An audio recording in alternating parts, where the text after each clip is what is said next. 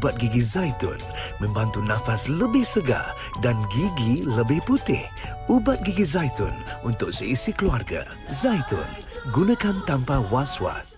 Assalamualaikum, anda sedang menonton Sekilas Fakta 28 Disember 2023 bersama saya Kemilia Nur Azlan.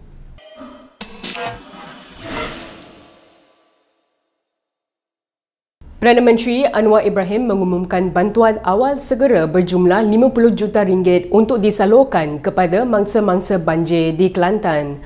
Menurutnya, bantuan itu akan disalurkan terus sebanyak RM1,000 bagi setiap keluarga yang terjejas.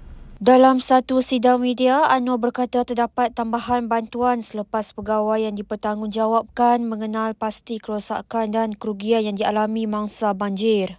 Terdahulu, Anwar hadir ke Sekolah Menengah Kebahasaan Agama Lati bagi melawat mangsa-mangsa banjir yang ditempatkan di pusat pemindahan sementara PPS itu. Turut hadir Menteri Besar Kelantan Muhammad Nasruddin Daud dan Menteri Sumber Asli dan Kelestarian Alam Nik Nazmi Nik Ahmad. Sementara itu, Anwar turut meluluskan peruntukan segera berjumlah RM6 juta bagi mengatasi masalah benteng projek pembangunan lembangan sungai bersepadu PLSB Sungai Golok yang pecah. Anwar berkata terdapat cadangan supaya dipindah 3 alur limpah termasuk di lokasi benteng yang pecah berkenaan. Semalam, Malaysia kini melaporkan benteng yang terletak di Kampung Langcang Pasir Mas itu pecah akibat arus deras banjir yang melanda kawasan itu. Perdana Menteri Anwar Ibrahim mengumumkan bantuan awal segera berjumlah RM50 juta untuk disalurkan kepada mangsa-mangsa banjir di Kelantan. Menurutnya, bantuan itu akan disalurkan terus sebanyak RM1,000 bagi setiap keluarga yang terjejas. Dalam satu kenyataan, Nik Nazmi berkata peguamnya telah menyerahkan surat tuntutan kepada Badrul Hisham supaya menarik balik serta-merta dan memohon maaf secara terbuka atas kenyataan berunsur fitnah tersebut. Menurut Nik Nazmi, tuduhan yang dilemparkan terlalu berat dan ia memerlukan tindakan undang-undang yang tegas untuk menjaga nama baik dan kewibawaannya serta kementerian dan kerajaan. Mengulas lanjut, Nik Nazmi berkata kerajaan komited untuk menegakkan kebenaran dan membetulkan tanggapan serong ekoran tuduhan tidak berasas seperti itu. Pada masa sama, Nik Nazmi berkata dia mengalu-alukan sebarang siasatan oleh polis untuk bertindak ke atas dakwaan yang dibuat oleh Badrul Hisham. Minggu lalu, Badrul Hisham mendakwa jutaan wang sogokan dibayar untuk mendapatkan projek tebatan banjir yang membawa kepada kenaikan kos yang ketara. Nik Nazmi menafikan dakwaan itu dan berkata kos sebaliknya menyusut kepada RM11.8 bilion lebih rendah daripada RM15 bilion yang diperuntukkan oleh kerajaan terdahulu. Berita seterusnya, bekas ahli Parlimen Damansara Tony Phua mendakwa rancangan rasionalisasi bayaran tol oleh kerajaan PH ditentang salah seorang penasihat Perdana Menteri ketika itu, Dr. Mahathir Mohamad menggunakan alasan perkauman. Menurut Phua, penasihat terbabit yakin rancangan berkenaan adalah cara DAP mahu memberi keuntungan kepada syarikat bukan Melayu. Bahkan Phua dalam podcast yang dihoskan oleh bekas Timbalan Menteri MITI On Kian Min berkata penasihat itu juga mendakwa ia adalah cara DAP untuk memberi manfaat kepada pengguna tol bukan Melayu di Lembah Klang. Phua bagaimanapun tidak menamakan siapa penasihat yang dimaksudkannya itu. Pada 2019, kerajaan PH bertindak mengambil alih kepentingan dari Gabungan Berhad dan syarikat bersekutunya yang mengendalikan Lebuh Raya Shah Alam Kesas, Terowong Smart, Lebuh Raya Sprint dan Lebuh Raya Damansara Puchong LDP. Pembelian itu dipersetujui pada harga RM6.2 bilion sebelum menolak hutang yang diandaikan berjumlah RM4.5 bilion secara tunai. Tindakan itu menyaksikan sistem bayaran tol digantikan dengan caj kesesakan dengan pengguna lebuh raya boleh memilih untuk menggunakan laluan berkenaan secara percuma atau bayaran lebih rendah di luar waktu puncak. Kerajaan pada masa itu menganggarkan pengguna 4 lebuh raya terbabit akan dapat menjimatkan bayaran terkumpul RM180 juta setahun. Walaupun rancangan PH itu tidak menjadi kenyataan, pentadbiran Ismail Sabri Yaakob selepas itu memeterai perjanjian sama dengan Gamuda yang memastikan tiada lagi kenaikan tol di 4 lebuh raya terbabit. Bagaimanapun, pelaksanaan bayaran tol di lebuh raya berkenaan tidak melibatkan caj kesesakan. Menteri Besar Kedah Muhammad Sanusi Madnor mendakwa terdapat pihak yang tidak senang apabila namanya popular di media sosial khususnya TikTok. Sanusi berkata demikian mengulas kritikan di media sosial kerana menyanyi secara langsung dengan seorang wanita pada waktu lewat malam di TikTok. Mengulas lanjut, Sanusi berkata pemilik akaun TikTok tersebut yang merupakan seorang wanita telah lama mengendalikan segmen tersebut dan dia dijemput sebagai tetamu mengikut masa ditetapkan. Memetik laporan Sinar Harian, Sanusi menjelaskan siaran langsung biasanya akan diadakan pada lewat malam untuk menarik pengikut dan pendengar.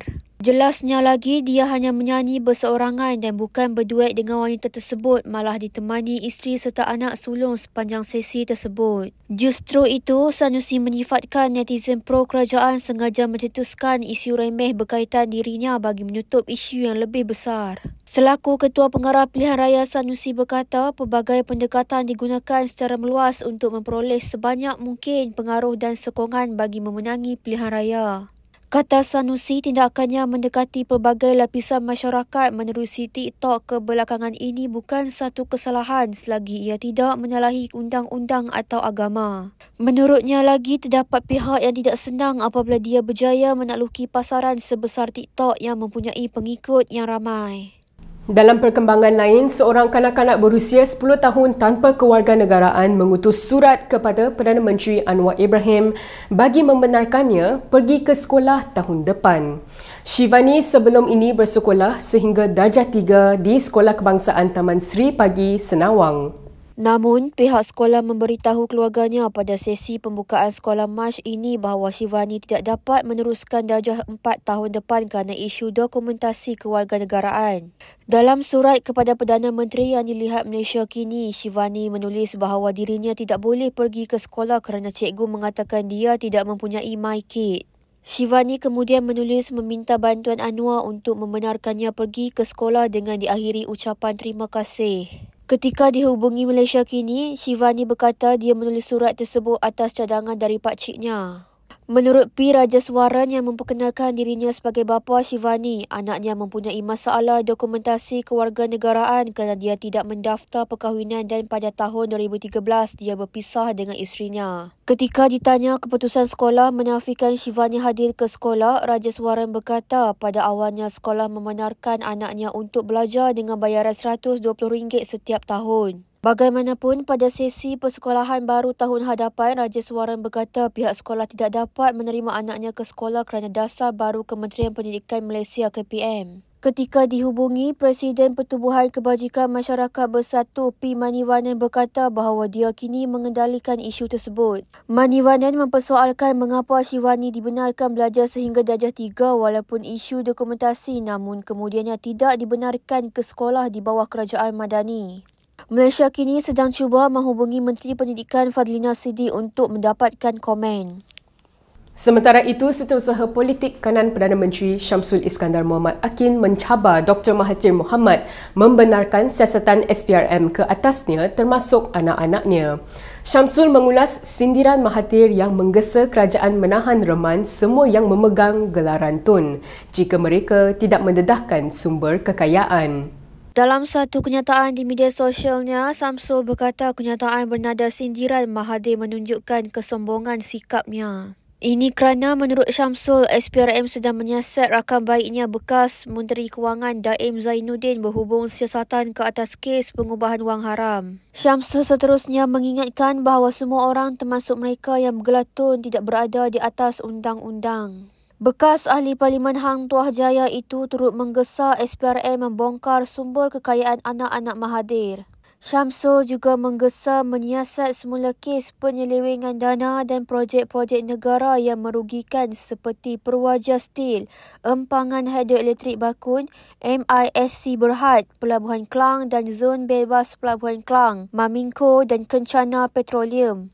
Semalam, Mahathir mengeluarkan kenyataan sini susulan tindakan SPRM melancarkan siasatan terhadap Daim yang seorang bergelar Tun dan sekutu rapat Mahathir berhubung dakwaan pengubahan wang haram dan rasuah. Minggu lalu, SPRM menyita Menara Ilham, sebuah bangunan bernilai komersial tinggi milik Daim dan keluarganya. Tindakan itu dikatakan dibuat selepas tokoh korporat itu enggan mematuhi arahan SPRM untuk mengisytiharkan pegangan kewangan miliknya dan keluarganya. Dalam pada itu, bekas Menteri Keuangan Daim Zainuddin menggesa Perdana Menteri Anwar Ibrahim dan Ketua Pesuruhjaya SPRM Azam Baki menghormati kedaulatan undang-undang.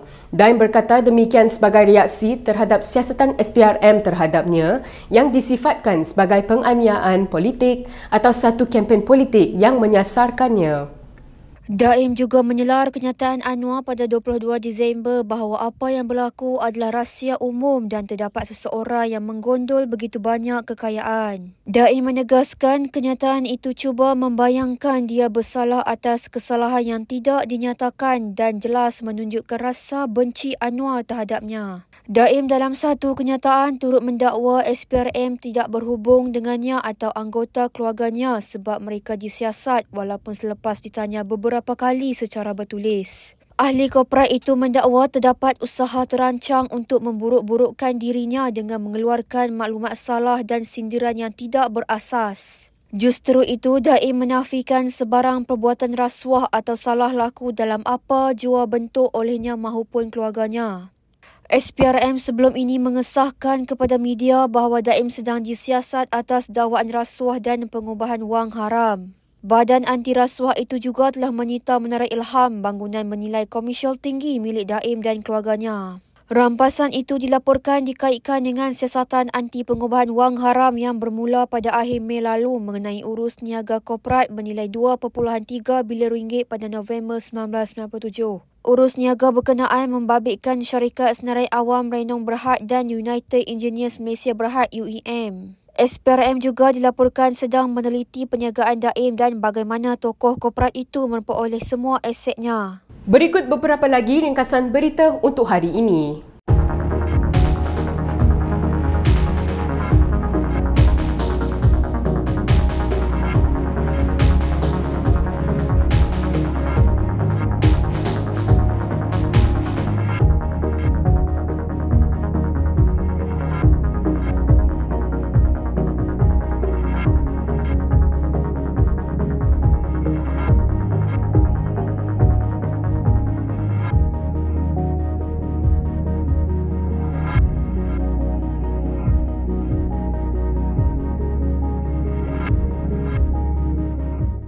Sekian sahaja daripada saya, Kemilia Nur Azlan untuk Sekilas Fakta. Untuk lebih banyak berita, anda boleh melayari kinitv.com. Anda juga boleh mengikuti kami di Instagram, Twitter, YouTube dan Facebook. Salam hormat dan jumpa lagi.